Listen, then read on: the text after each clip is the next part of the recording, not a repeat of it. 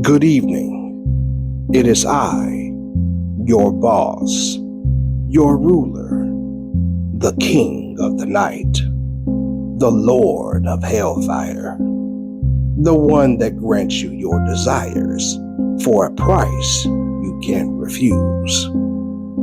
I just came back from taking the soul of some cult leader in Uganda. The man was using religion as a cover-up to sleep with multiple women, saying that man above me came in the sky to choose him to be the savior of the country and stop government corruption. Meanwhile, he was just horny. Once the women started to get wise and realized that he was just using them for sex, they killed him the exact same way as Julius Caesar from Rome, carved like a Thanksgiving turkey. Religion and women are like those peanut butter and jelly sandwiches that you meatbags love to eat. Since the beginning of time, men have used religion to gain the hearts of women to do their bidding. How many stories have you heard about these religious leaders sleeping with members of the congregation? I suppose power is what makes you human females squirm in your seats like that lady from the 5 Heartbeats movie. But I digress. Yet another soul in the books for me. But I know what you're here for. You're here for yet another story from yours truly, like a senile grandpa telling his big fishing story for the millionth time. Except my stories are true, or are they? I am the father of lies, after all. I suppose I could share you the story of how I convinced Lizzie Borden of killing her parents. Or did I? Ooh, it's like playing that old board game called Clue. Was it the maid? Was it the doctor? Was it the uncle? Was it a lover's quarrel? As much as it may be a shock to many of you, I had very little to do with the murders. The person that summoned me only asked for court and witness protection for those involved in exchange for their souls, and I gladly obliged. Now, I'll spare you all a little bit of the tension and suspense. Not because I like you, but because I don't want to tell the story inside of a story like Inception type shit. It wasn't Lizzie that summoned me. If you Googled a picture of Lizzie, she doesn't exactly look like a happy person. Just the way I like you humans to look. Just like the Salem witch trials of old, there were some, albeit small, number of people that believed in the occult. Those people were still alive and well in Lizzie's time. There was no way that Lizzie Borden, as a stoic yet small-framed woman as she was, could kill her parents, right? After all, the Victorian-era was a period of elegance and grandiose appearances, and murder, while not uncommon, was still seen as taboo. It was the perfect setup to a crime. Lizzie and her family were a very well-off family that many people either loved or hated.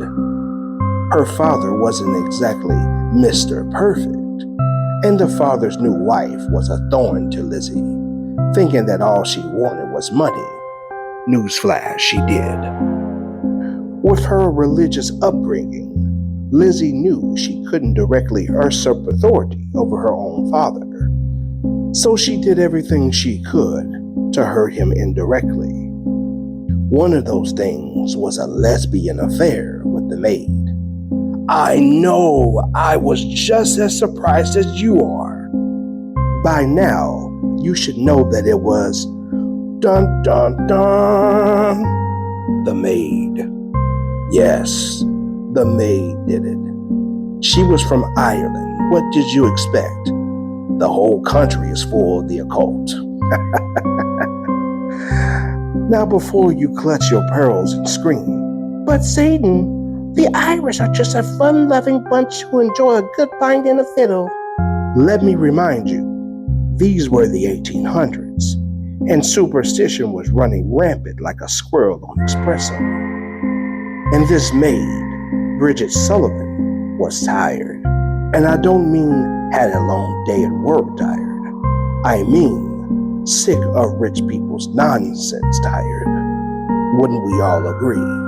You see, Bridget was hired to clean, cook, and tolerate the Borden's family's unholy levels of entitlement. And Lizzie, oh, she wasn't exactly a beacon of kindness. One moment, Lizzie and Bridget were sneaking kisses behind the pantry door. And the next, Lizzie was yelling at her for not ironing her petticoat properly. It was the 19th century equivalent of ghosting someone. Except instead of left on red, Bridget was left scrubbing chamber pots. One fateful day, Bridget had finally had enough. Mrs. Borden had just ordered her to wash the windows for the third time that week. It was August. It was sweltering. And Bridget, in a moment of divine rage, or perhaps infernal inspiration, wink wink, decided that if she had to endure one more second of the Borden family tyranny, she'd take a hatchet to the problem. Literally.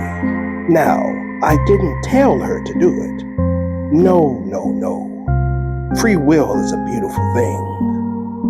But did I maybe whisper suggestions as she gritted her teeth and raised that axe? Well, let's just say, if humans were capable of hearing my voice, I'd sound a lot like that little devil on your shoulder when you're about to eat an entire cake at 3 a.m. And oh, did she go to town. First, Mrs. Borden got whack, 20 times because, let's be real, Bridget had been repressing a lot. Then in comes Mr. Borden, ready to scold someone about your God knows what. And whack, right in the face. It was, well, messy. Like I should have invested in a poncho type of messy. Now here's where it gets funny. Lizzie walks in, sees the carnage, and you'd think she'd scream or faint, or at least clutch her pearls dramatically. No, she just looks at Bridget, looks at the bodies, and says, well, guess I don't have to set the table for dinner. That's when I knew I liked this girl, which kind of concerned me because I hate you all. Bridget, on the other hand, was hyperventilating. What do we do? She shrieked. Lizzie, ever the problem solver, coolly responded, we blamed the Portuguese guy down the street. No one will question it. But here's the kicker. Lily wasn't as smart as she thought she was. Instead of, wiping the blood off herself, or at least pretending to be distraught, she starts trying on hats in the mirror while the cops are banging at the door. Bridget, well, she panicked. And what do panicked people do? They make deals with yours truly. Please get me out of this, she pleaded. I'll do anything. And me, being the generous soul I am, said, oh, sweetheart, I love desperate women. How about I make sure you're never convicted in exchange for, oh, I don't know, that little thing called your soul? She agreed so fast, I almost felt bad. Almost. Fast forward and surprise, Lizzie gets arrested. But oh, the trial. The way she sat there, all prim and proper, batting her eyelashes while the whole town lost their collective minds. It was the best show in town. No one suspected the maid because, of course, rich people couldn't possibly be murdered by the help. And so, Lizzie walked free, Bridget fled, and I got myself one fiery Irish soul for my collection. Now, what happened to Lizzie? Oh, she lived out her days in a mansion, alone, resented by the town, writing creepy poetry and talking to herself. Honestly, that's worse than hell, so I didn't even have to get involved. And there you have it, another tale from your favorite Prince of Darkness.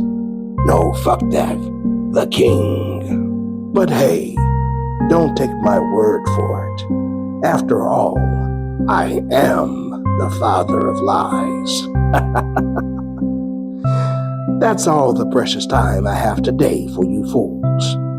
If you like what you heard, please feel free to follow me if you're not doing that already.